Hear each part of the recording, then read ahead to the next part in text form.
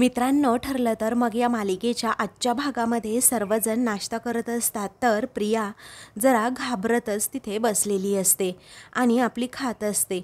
त्यानंतर ती सारखी सारखी सायलीकडे पाहत असते। सायलीसुद्धा थोडीशी रागातच तिच्याकडे पाहू लागते। मग त्यानंतर अश्विनसुद्धा त्या दोघींकडे पाहत असतो, नंतर तोही दुर्लक्ष करतो। तेव्हा प्रताप आता सर्वांना सांगतो, आज फॅक्टरीमध्ये मला लवकर आवरून निघायचंय, कारण नवीन औषधाचं माझं प्रेझेंटेशन आहे, निघतो मी हा, असं तो कल्पनाला देखील सांगतो। कल्पना म्हणते, चला मी पण येते। तर सायलीची नजर फक्त प्रिया आणि अश्विन या दोघांवरच असते। तेव्हा प्रिया मनातच विचार करते, आता काल रात्रीबद्दल हिच्याकडून खूप मोठं लेक्चर मिळणार, त्यामुळे ना इथून सटकलेलंच बरं। त्यावेळी लगेचच ती अश्विनला म्हणते, अश्विन मी खोलीत आहे, तुझं थालीपीठ खाऊन झालं की ये तू हां। मग आता तो हो असं म्हणतो। त्यानंतर अश्विनचं सुद्धा आता खाऊन होतं, त्यामुळे तो जायला निघतो। ही सायली आता अश्विनला थांबायला सांगते, मला तुमच्याशी थोडं बोलायचंय। मग अश्विन म्हणतो की मला तन्वीबद्दल काहीही बोलायचं नाहीये। त्यावेळी सायली म्हणते, पण मला तिच्याबद्दल बोलायचंच नाहीये, मला ना माझ्या अश्विन भाऊजींबद्दल बोलायचंय, ज्यांना मी लग्न करून या घरात पहिल्यांदा आले होते ना, अगदी तेव्हापासून ओळखते। तेव्हा लगेचच सायली आणि अश्विनला ते प्रसंग आठवतात, जेव्हा सायली आणि अर्जुन लग्न करून या घरात आले होते, तेव्हा अश्विननेच पहिल्यांदा त्या दोघांनाही सपोर्ट केला होता। लग्नानंतरचे जे खेळ असतात, त्या खेळामध्ये सुद्धा कशाप्रकारे अश्विन हा व्हिडिओ शूट करत होता आणि त्याचबरोबर त्यानेच अगोदर हे नातं सुद्धा ॲक्सेप्ट केलं होतं। हे सर्व आठवल्यानंतर अश्विन सायलीकडे पाहतच राहतो। मग त्यावरती ती म्हणते की ते खऱ्याला खरं, खोट्याला खोटं म्हणणारे होते। मग हेच अश्विन भाऊजी आता कुठे गेलेत, कारण मला हे तर दिसतच नाहीये। तो घरची सदस्य म्हणून आईंबरोबर तुम्ही सुद्धा स्वीकारलं होतं अश्विन भाऊजी मला।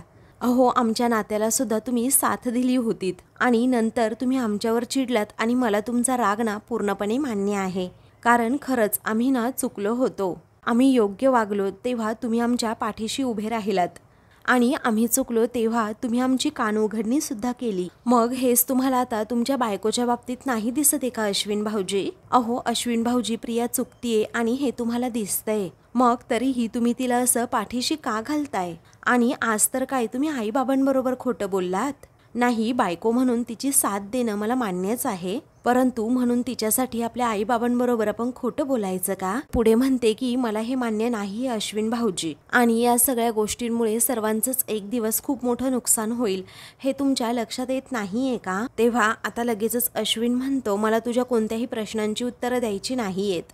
त्यावेळी सायली म्हणते, कारण तुमच्याकडे उत्तरच नाही आहेत। अश्विन शर्मेनेच मान खाली घालतो, तर सायली विचारते, हो ना, नाही येत ना उत्तरं? तर तो काहीच उत्तर न देता लगेचच तेथून जातो। तर आता सायलीला खूपच वाईट वाटतं, कारण हा तिढा कसा सोडवावा हेच तिला कळत नाही। मधुभाऊ हे रूममध्ये बसलेले असतात, तेव्हा आता त्यांना सारखं सारखं सायलीच्या बालप्रसंग आठवतात की कशा प्रकारे सायली लहानपणी मंदिरामध्ये तिथे रडत बसली होती आणि मीच तिला प्रेमाने जवळ घेतलं होतं, मायेचा आधार दिला होता।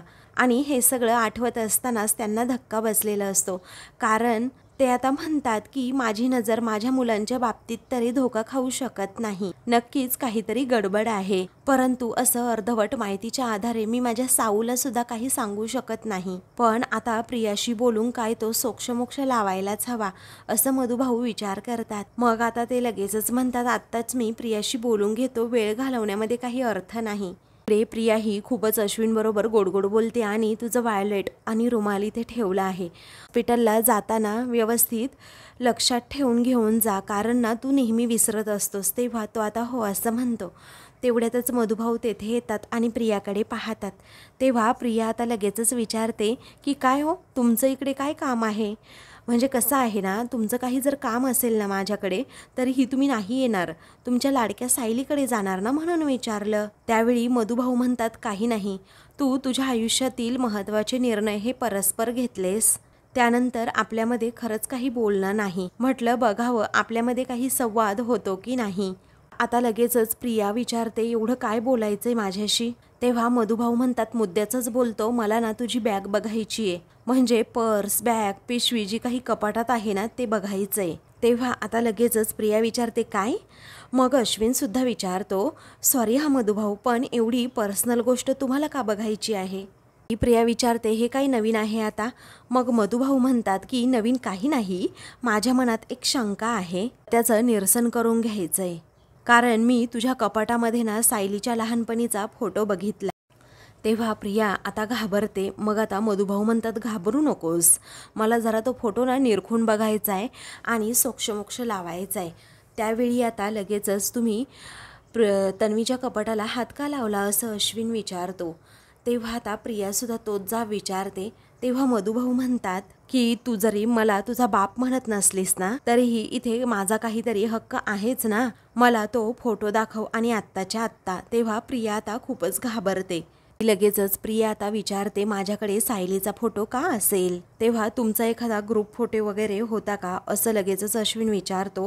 तेव्हा मधुभाऊ म्हणतात, नाही, सायलीचा एकटीचा फोटो आहे. तेव्हा दाखवतेस ना प्रिया असं मधुभाऊ विचारतात. तेव्हा प्रिया आता रागातच म्हणते, माझ्याकडे सायलीचा कोणताही फोटो नाहीये आणि तुम्ही मला हे जे काही कोर्टात उभं केल्यासारखं वागवतायत ना, हे तर मला अजिबात आवडत नाहीये. त्यावरती मधुभाऊ म्हणतात, मी तुला कोर्टात उभं करतच नाहीये, फक्त माझ्या एका शंकेचं निरसन करून घ्यायचंय. एक कळत नाही, सायलीच्या लहानपणीचा फोटो तुझ्याकडे आलाच कसा? तेव्हा अश्विन म्हणतो, मधुभाऊ, अहो ती म्हणतीये ना नाहीये. त्यावरती मधुभाऊ म्हणतात, अहो पण मला बघायची आहे ना एकदा बॅग, मी बघतो वाटलं तर. त्यावरती प्रिया म्हणते, नाही नाही, मी ती बॅग दाखवणार नाही. त्यावरती मधुभाऊ म्हणतात की पण तुझ्याकडे लपवण्यासारखं तर काही नाही आहे ना, मग अगं दाखव की बॅग.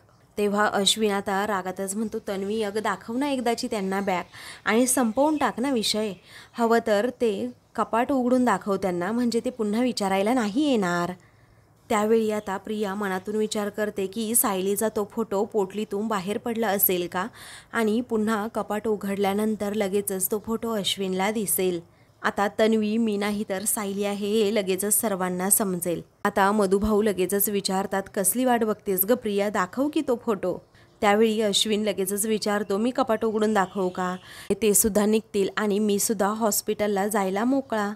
मग त्यावेळीच लगेचच प्रिया म्हणते की थांब जरा अश्विन, मी जर कपाट उघडून दाखवलं आणि तुम्हाला जर समजलं की माझ्याकडे कोणताही सायलीचा फोटो नाही आहे, पण मुळात माझ्या इच्छेविरुद्ध मी माझं कपाट उघडून कुणाला का दाखवू, असं म्हणून ती साळसूतपणाचं आव्हानात अश्विनसमोर रडगाणं सुरू करते आणि म्हणते, आश्रमामध्ये असताना ना मधुभाऊ असंच वागायचे. अरे अश्विन माझ्याबरोबर, अरे माझ्यावर वाटेल ते आरोप करायचे, तेव्हा ना मी सगळं सहन केलं. पण आता का, कारण मी सुभेदारांची सून आहे, माझा नवरा माझ्या पाठीमागे खंबीरपणे उभा आहे, मग तरीही यांची मानहानी का मी सहन करायची? त्यावेळी आता मधुभाऊ विचारतात, मी तुझ्यावर कोणताही आरोप केलेला नाहीये प्रिया.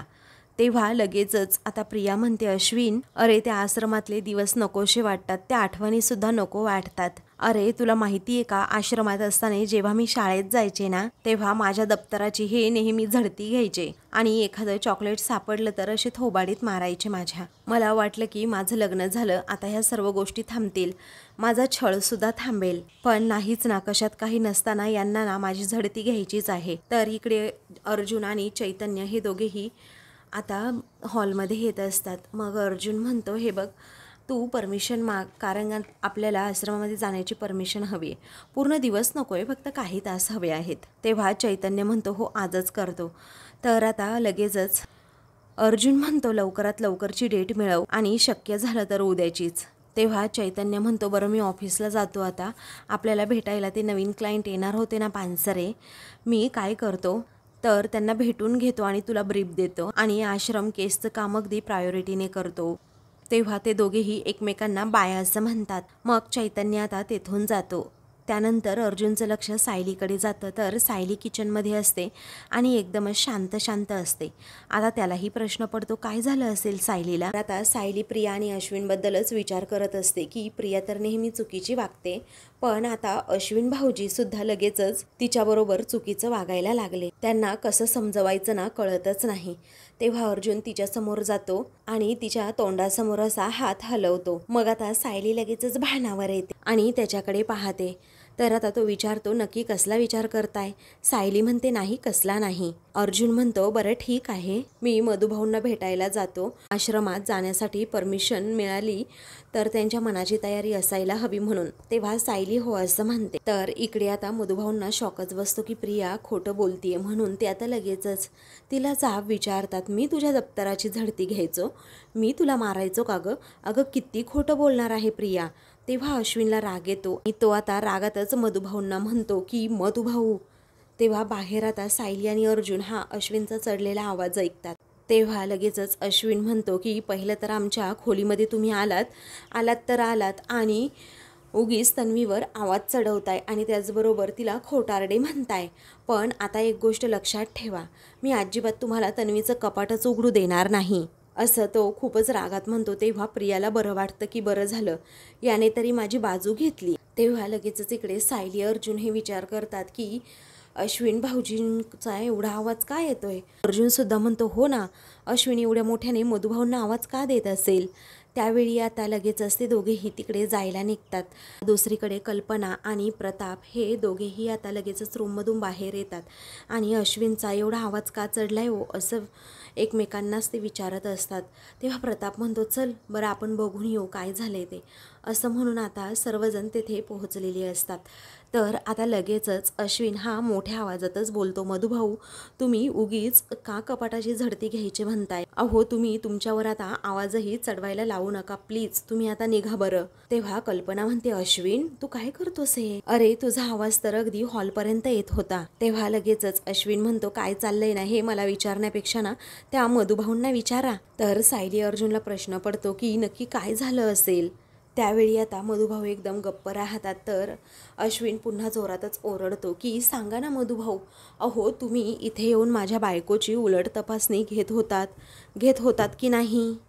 तेव्हा प्रताप लगेचच आता विचारतो की उलट तपासणी कसली पण? तर आता लगेचच प्रिया घाबरते आणि मनात विचार करते, हा विषय जर काढला ना तर उगीच सायलीच्या फोटोपर्यंत पोहोचेल आणि मधुभाऊंनी सांगितलं की तो फोटो हा छोट्या तन्वीचा होता तर माझा हलना कुत्रंसुद्धा खाणार नाही. तेव्हा प्रिया लगेचच विषय बदलते आणि म्हणते, फार काही नाही, अचानक मी अश्विनबरोबर लग्न करून या घरात आले ना, ते मधुभाऊंना फारसं आवडलेलं नाही. त्यांना सायलीचा खूपच पुळका होता ना, म्हणून ते मला असे उलटसुलट प्रश्न विचारत होते. मी हे सगळं मुद्दाम सायलीला त्रास देण्यासाठी किंवा तिला छळण्यासाठी करतीये का? तेव्हा आता प्रियाच्या या खोटं बोलण्यावर अश्विन तिच्याकडे आश्चर्याने पाहतो आणि विचारतो, पण तन्वी? तेव्हा ती म्हणते, जाऊ दे ना अश्विन, जाऊ दे ना रे. तसंही मधुभाऊंच्या या अशा वागण्यामुळे ना मला नेहमी अस्वस्थ व्हायलाच होतं, म्हणून मी त्यांच्या या अशा वागण्याला किंवा त्यांच्या या आरोपांना मनातनं असं ब्लॉक करून टाकते, जेणेकरून त्यांनी उच्चारलेला एक शब्दही मला परत आठवू नये. तेव्हा सायली आता लगेचच विचारते, मधुभाऊ तुम्ही मुळात इथे आलातच का? प्रिया किती तमाशे करेल तुम्हाला माहीत आहे ना? तेव्हा अश्विन लगेचच प्रियाची बाजू घेत म्हणतो, काय तमाशा तन्वी नाही तर मधुभाऊ करतायत.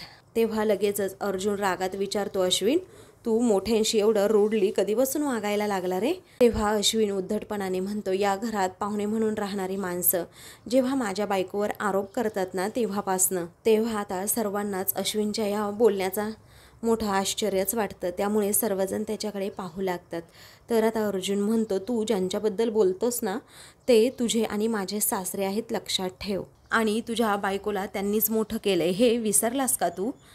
तेव्हा सायलीसुद्धा म्हणते, मुळात आपले वडील आपल्याला जे काही प्रश्न विचारतात ना ते मुळात आपल्यावर आरोप करतात असं नसतं, पण हे प्रियाला ना कधीच कळणार नाही आणि तिच्या नादी लागून तुम्ही सुद्धा असंच वागताय का अश्विन भाऊजी? असं आता अश्विनला ती जाब विचारते. अश्विन रागातच तिच्याकडे पाहतो. मग कल्पना म्हणते, पुरे झालं हा, माझ्या सुनेला कोणीही असा उलटसुलट जाब विचारलेला अजिबात चालणार नाही. ज्यांनी तिला त्यांच्या आश्रमामध्ये ठेवून घेतलं ना अगदी त्यांनी सुद्धा, असं म्हणून ती मधुभाऊंना सुद्धा बोलते. तेव्हा सर्वजण आता कल्पनाकडे पाहू लागतात. त्यानंतर मधुभाऊ म्हणतात, कल्पना मॅडम मी इथे ना एक पाहुणा म्हणून आलो आहे, मला इथे कोणत्याही तऱ्हेचे वाद नको आहेत. तेव्हा लगेचच अर्जुन विचारतो, तुम्ही इथे का आलात मधुभाऊ? तुम्ही तन्वीबरोबर सहज बोलायला आलात आणि तुम्हाला इथे किती ऐकावं लागलं पाहिलं ना? अहो कसं असतं ना मधुभाऊ, सापाला जर हातात घेतलं ना तर साप हा चावणारच आणि त्याचं विष सुद्धा आपल्या अंगामध्ये शिरणारच, म्हणून सापापासून नेहमी दूर राहिलेलंच बरं, असं तो प्रियाकडे पाहून म्हणतो. तेव्हा सर्वांनाच मोठा धक्का बसतो की अर्जुन डायरेक्ट प्रियाला सापाचीच उपमा देतोय. त्यानंतर आता अर्जुन लगेचच मधुभाऊ आणि सायलीला घेऊन तेथून बाहेर पडतो. तेव्हा प्रताप म्हणतो, नशीब पूर्ण आई ना तिकडे मंदिरात गेली आहे, नाहीतर तिला सगळं हे बघावं लागलं असतं. कल्पना म्हणते, हो ना. तर आता प्रिया खोटं सारखी बोलते म्हणून अश्विन तिच्याकडे पाहत राहतो. तर प्रिया आता त्याला शांत राहायला सांगते. त्यानंतर आता हे तिघेही हॉलमध्ये येतात. तर अर्जुन विचारतो, मधुभाऊ हे सगळं काय होतं? सायलीसुद्धा विचारते, तुम्ही त्यांच्या खोलीत गेलातच का मुळात? मधुभाऊ आता मनातच विचार करतात, मी सायलीला तिच्या लहानपणीच्या फोटोबद्दल सांगू का? पण जर तिच्या लहानपणीच्या आठवणी निघाल्या तर तिला खूपच त्रास होतो आणि कशात काही नसताना उगीच मी तिला त्रास का देऊ? त्याचबरोबर पुरावे हातात नसताना जावई बापूंना तरी कसं सांगू? हा विचार मधुभाऊ करतात. सायली मग म्हणते की सांगा ना हो मधुभाऊ. तेव्हा मधुभाऊ म्हणतात, नाही, प्रिया दारू पिऊन आली होती ना, मी तिच्याकडे गेलो होतो. तेव्हा सायली म्हणते की त्याने काही होणार आहे का मधुभाऊ? तेव्हा अर्जुन सुद्धा म्हणतो, प्रिया काय तिची चूक कबूल करणार होती का? ती परत खोटं बोलेल आणि तुम्हालाच खोटं ठरवेल. मग का तुम्ही तिला जाब विचारायला गेलात? त्यावेळी मधुभाऊ आता चुकलंच माझं असं म्हणतात. मी सरळ विचारून देखील ती खरं उत्तर देणार नाही आणि हे मला कळायला हवं होतं. त्यावेळी आता सायली म्हणते, मधुभाऊ इथून पुढे जर तुम्हाला तिच्या खोलीत जायचं असेल ना तर मला सांगा, मी येईल तुमच्याबरोबर. तेव्हा ते आता हो असं म्हणतात. तेव्हा लगेचच अर्जुन म्हणतो, ॲक्च्युली मी आणि मिसेस सायली तुमच्या रूममध्येच येणार होतो, कारण तुमच्याबरोबर थोडं बोलायचं आहे. आपल्याला वात्सल्य आश्रमामध्ये जाण्याची परमिशन मिळाली आहे, त्यामुळे आपण आता तिकडे जाऊयात आश्रमामध्ये आणि इन डिटेल तिथे खुनाच्या रात्री काय काय घडलं होतं हे मला सांगा परत. त्यावेळी याल ना तुम्ही मधुभाऊ असं सायली विचारते. तेव्हा मधुभाऊ म्हणतात, तुम्ही दोघे माझ्यासाठी एवढं धडपडताय, मी तुम्हाला पूर्णपणे सहकार्य सुद्धा करेन. मी येईल, नक्की येईल. तुम्हाला जे काही विचारायचं असेल ना ते विचारू शकता. त्यावेळी सायली आणि अर्जुन मात्र खुश होतात. अश्विन हा हॉस्पिटलमध्ये निघालेला असतो. त्या लगेचच त्याच्या हातामध्ये सर्व वस्तू अगदी प्रेमाने देण्याचं नाटक करते. तेव्हा अश्विन तिच्याकडे पाहतच राहतो आणि तिला विचारतो, तन्वी मला एक गोष्ट समजली आहे. जेव्हा मधुभाऊ फोटो मागत होते सायलीचा लहानपणीचा, तू देण्यासाठी नकार का दिला पण? तेव्हा आता प्रिया म्हणते, अरे आई बाबांसमोर उगीच तमाशा नको ना, म्हणून तो विषय मी काढूच दिला नाही. त्यांना उगीच आपल्यामुळे त्रास कशाला, आणि मधुभाऊंमुळे सुद्धा, म्हणून. तेव्हा अश्विन म्हणतो, बरं ठीक आहे, इथून पुढे कोणीही तुझी झडती घेणार नाही, तुझ्यावर लक्ष ठेवणार नाही, ही जबाबदारी माझी असेल. आता ती हो असं म्हणते. त्यानंतर आता प्रिया अश्विन गेल्यानंतर खूपच घाबरलेली असते आणि म्हणते की सायलीचा तो लहानपणीचा फोटो जर मधुभाऊंनी बघितला असता तर खरंच माझी वाट लागली असती. सगळीकडे तो फोटो घेऊन मधुभाऊ फिरत बसले असते आणि म्हणाले असते की ही सायली आहे, ही प्रिया नाही आहे, आणि मग माझी वाट लागायला सुरुवात झाली असती. आता अगोदर तो अल्बम, तो फोटो ना कुठेतरी लपवायला हवा, असा प्रिया मनात विचार करते. तेव्हा ती कपाट उघडते आणि लगेचच ती सुटकेस काढते. सुटकेस काढल्यानंतर आता तिला प्रश्न पडतो की हे सगळं कुठे लपवावं. मग आता सायलीच्या लहानपणीचं जे गाठोडं आहे ते सुद्धा लपवायला हवं, असा प्रिया विचार करते. आणि मग त्यानंतर ते सायलीच्या लहानपणीच्या आठवणींचं जे गाठोडं असतं ना ते सुद्धा जवळ घेते. आता हे सगळं कुठे लपवावं हेच तिला आता समजत नसतं. त्यामुळे आता तिथे समोर जे एक ड्रॉवर असतो ना, त्या ड्रॉवरमध्ये ती ते लपवते. म्हणते की बरं झालं इथे लपवलं, नाही तर माझी वाटच लागली असती, असं म्हणून ती घाम पुसत असते. दुसरीकडे महिपत आता साक्षीच्या रूमचं दार उघडतो आणि आतमध्ये डोकावून पाहतो तर अजूनही साक्षी झोपलेली असते. 11 वाजून गेलेले असतात. तेव्हा आता तो विचार करतो की अजून एवढा वेळ साक्षी झोपली आहे. मग आता साक्षी नुसतीच कूस बदलत असते, तिला काही झोप येत नसते. तर तिला ते जेलमधील सर्व प्रसंग आठवत असतात की कशाप्रकारे त्या बायका माझ्या छळ करायच्या, मला मारायच्या, आणि तिथे असणारं ते जेवण वगैरे सगळं तिला आठवतं.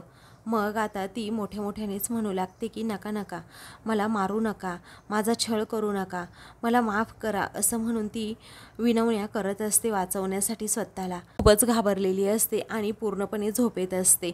त्यानंतर आता महिपत पुढे येतो आणि म्हणतो, हे साक्षी काय चाललंय काय तुझं? अगं कोण नाही आहे इथे.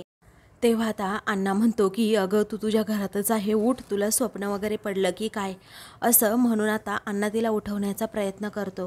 तर साक्षी आता लगेचच हात जोडते आणि म्हणते मला माझ्या अण्णांकडे सोडा प्लीज प्लीज. ट्रॉमामध्ये पूर्णपणे असते. ते जेलमधील प्रसंग तिला आठवतात की कशाप्रकारे ती हवालदार मला मारायची, माझा छळ करायची. मग महिपत तर हे सगळा प्रकार पाहून आता डोक्यालाच हात लावतो. तर आता महिपत लगेचच तिच्या तोंडावरूनच पाणी फेकतो. तेव्हा साक्षीला आठवतं की मी तिथे जेलमध्ये होते तेव्हा पण असंच माझ्या तोंडावर ती हवालदार बाई पाणी फेकायची. मग साक्षी आता ताडकन ते पाणी फेकल्यानंतर उठते आणि विचारते की मी कुठे आहे. तेव्हा आता महिपत म्हणतो अगं तू आपल्या घरी आहे, तुझा बाप आहे तुझ्याजवळ, तुला दिसत नाही का. तेव्हा साक्षी डोक्यालाच हात लावते आणि तिला आता समजतं की आपण तर आपल्या घरी आहोत, त्या जेलमध्ये नाही. इकडे प्रिया आता साडी वगैरे नेसून छान तयार झालेली असते. पूर्ण आजीसुद्धा तेथे बसलेल्या असतात. प्रताप देखील असतो. आता सायली त्यांच्या पाठीमागे उभी असते. तेव्हा कल्पना म्हणते चला मंदिरामध्ये अभिषेकाची मी सर्व तयारी ऑलरेडी करून ठेवली आहे, आता आपल्याला फक्त तिकडे जायचं आहे. अश्विनी येईल ना वेळेवर. मग प्रिया म्हणते हो येईल. आणि मला ना आज खरंच खूप छान वाटतंय पूर्ण आजी.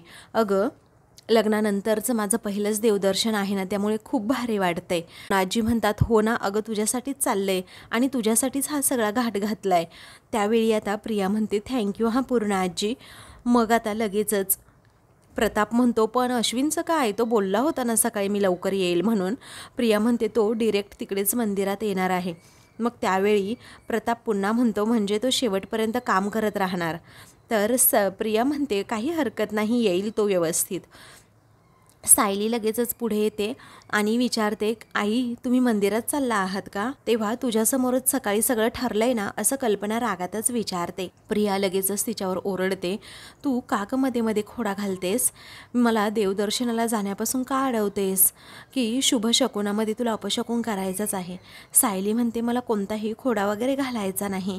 मी म्हटलं तुम्ही चालला आहात ना तर मी सुद्धा येते, आपण यांना तिकडे बोलवून आहे पण येतील, नक्कीच येतील. मी सुद्धा लग्न झाल्यापासून देवदर्शनाला नाही गेलो आहोत. त्यावेळी पूर्ण आजी म्हणतात आम्ही तुमचं लग्नच मान्य केलं नाही, त्यामुळे तुम्हाला देवदर्शनाला घेऊन जाण्याचा प्रश्नच येत नाही. आता सायलीला पूर्ण आजींचं हे बोलणं ऐकून खूपच वाईट वाटतं. त्यावेळी सायली आता ठीक आहे असं म्हणते पण अश्विन भाऊजी आणि प्रियाबरोबर आम्ही आलो तर तिकडे देवदर्शनाला चालेल ना, असंही विचारते. तेव्हा कल्पना म्हणते की ज्यांना या जोडप्याचं चांगलं व्हावं असं वाटत असेल ना त्यांनीच यावं, उगीच कुणाची नजर लागायला नको, असं म्हणून सायलीला ती खूप बोलते. तेव्हा सायलीला अजूनच वाईट वाटतं. तेव्हा प्रताप म्हणतो चला आता चर्चेमध्ये उगीच वेळ जायला नको. मग सर्वजण जायला निघतात. प्रिया मोठ्या तोऱ्यातच सायलीकडे पाहते आणि लगेचच जायला निघते. तेव्हा सायलीला वाईट वाटतं, तिच्या डोळ्यातून खळकन पाणी येतं. दुसरीकडे मधुभाऊ हे पाणी घेण्यासाठी हॉलमध्ये चाललेले असतात. त्यांना समजतं की घरात तर कुणी नाही आहे. मग आता ते प्रियाच्या रूमकडे पाहतात आणि म्हणतात की मला असं वाटतंय पुन्हा प्रियाच्या रूममध्ये जाऊन त्या सुटकेसमध्ये चेक करायला हवं की तो फोटो आहे की नाही माझ्या साऊ बाळाचा. मग आता लगेचच ते आतमध्ये जातात आणि ती सुटकेस काढतात. तेथे लगेचच ते सुटकेस काढल्यानंतर फोटो शोधू लागतात, पण तो फोटो आता कुठेही त्यांना सापडत नाही. त्यांना समजतं की प्रियाने आता तो फोटो लपवला आहे. मग आता ते कपाटात इकडे तिकडे तो फोटो शोधू लागतात. दुसरीकडे प्रिया आणि सर्वजण मंदिरामध्ये चाललेलेच असतात आणि गेटजवळ जातात. तेव्हा प्रिया म्हणते थांबा थांबा हा, मला असं वाटतंय ना मी माझा मोबाईलच रूममध्ये विसरले, असं म्हणून ती पुन्हा मागे येते आणि घरात आल्यानंतर दरवाजा उघडून समोर पाहते तर आता तिच्या रूममध्ये मधुभाऊ तो फोटो चेक करत असतात.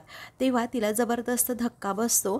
ती आता लगेचच घाबरते आणि म्हणते बापरे, या म्हाताऱ्याने परतच आता चौकशी करायला सुरुवात केली की काय, मी ना आता याला रेड हँडच पकडते. ती मोठ्याने आवाज करणार असते तर आता तिच्या मनात विचार येतो नको नको, मला ना वेगळी काहीतरी युक्ती करावी लागेल. ह्या म्हाताऱ्याला म्हणाव ना शोध फोटो कुठे शोधायचा आहे तो, कारण मी तर ऑलरेडी तो फोटो लपवून ठेवला आहे. पण असा मोठा वार करते ना की बघतच राहा तुम्ही आता काय होतं ते. तर आता मधुभाऊंना माहीतच नसतं की प्रिया मागे उभी आहे ते. तर प्रिया आता लगेचच दरवाजा व्यवस्थित लावते आणि मग त्यानंतर मधुभाऊ कपाटावर असणारी ती बॅग काढतात आणि त्या बॅगमध्ये सुद्धा तो फोटो शोधू लागतात. तरीही त्यांच्या हाती आता लगेच काहीही लागत नाही. तर मधुभाऊंच्या हाताला आता काहीही लागत नाही, त्यामुळे ते आता पुन्हा एकदा दरवाजा बंद करतात आणि तेथून जातात. इकडे अर्जुन आता रूममध्ये काम करत असतो. तेवढ्यातच सायली आता रूममध्ये येते आणि लगेचच बाप्पासमोर जाऊन दर्शन घेते. त्यावेळी अर्जुन आता लगेचच विचारतो, आज काय स्पेशल, मग जेवणामध्ये काय बनवणार आहात? सायली आता म्हणते की बघते मी काहीतरी बनवते. अर्जुन म्हणतो, जरा ना काहीतरी लाईटच बनवा हा. तुमच्या हातचं टेस्टी जेवण खाऊन ना अगदी माझं वजन वाढत चालले आणि मला स्वतःकडे लक्ष द्यायला हवं. आता एवढं बोलल्यानंतरही सायली काही उत्तर देत नाही, म्हणून अर्जुन आता तिच्याकडे पाहतच राहतो. तेव्हा अर्जुन तिच्या जवळ जातो आणि तिला विचारतो, घरच्यांबरोबर देवदर्शनाला जाता आलं नाही म्हणून तुम्हाला वाईट वाटतंय ना? त्यावेळी सायली म्हणते, हो तुम्हाला कसं माहीत? अर्जुन म्हणतो, जसं माझ्या मनातलं तुम्हाला समजतं तसं माझ्या बायकोच्या मनातलं सुद्धा मला समजतं. सायली म्हणते, खरंच मला जाण्याची खूप इच्छा होती सर्वांबरोबर. अर्जुन म्हणतो की पण मम्मा आणि पूर्णाजी या पुन्हा तुमच्याबरोबर रोडली वागले आणि तुम्हाला जाता आलं नाही. मग आता अर्जुन म्हणतो, मला एक कळत नाही, जर तुम्हाला असं कोणी चुकलेलं आवडत नाही, कुणी जास्त असं आरोप केलेले आवडत नाही, कोणी तुमच्यावर आरोप केलेस तर तुमच्यातली सायली 2.2 लगेच जागी होते.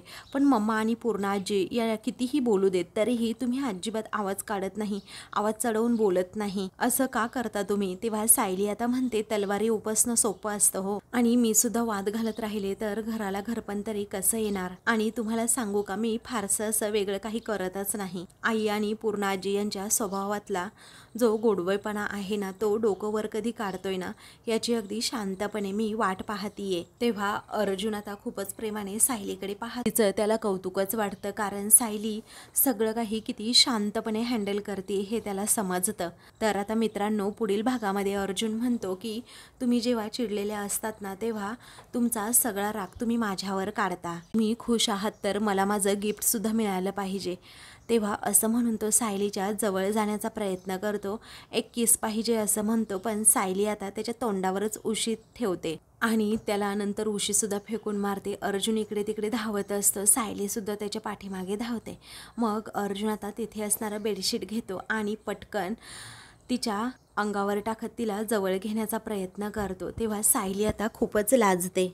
दुसरीकडे सर्वजण नाश्ता करत असतात. तेव्हा प्रिया धावत असते तिथे येते आणि म्हणते, पूर्णाजी खूप मोठा प्रॉब्लेम झालाय. तेव्हा काय झालं असं पूर्णाजी लगेचच विचारतात. प्रिया म्हणते की तुम्ही मला लग्नामध्ये जो हार दिला होता ना, तो सापडत नाहीये, मला फक्त तोच हार हवाय. मग त्यासाठी सर्वांच्या खोल्या तपासाव्या लागल्या ना तरीही चालेल. कल्पना लगेचच म्हणते, अश्विन तू अर्जुनची खोली तपास. हे ऐकून अर्जुन आणि सायलीला धक्काच बसतो. अशाच मालिकेंचे पुढील भाग पाहण्यासाठी चॅनलला सबस्क्राईब करा.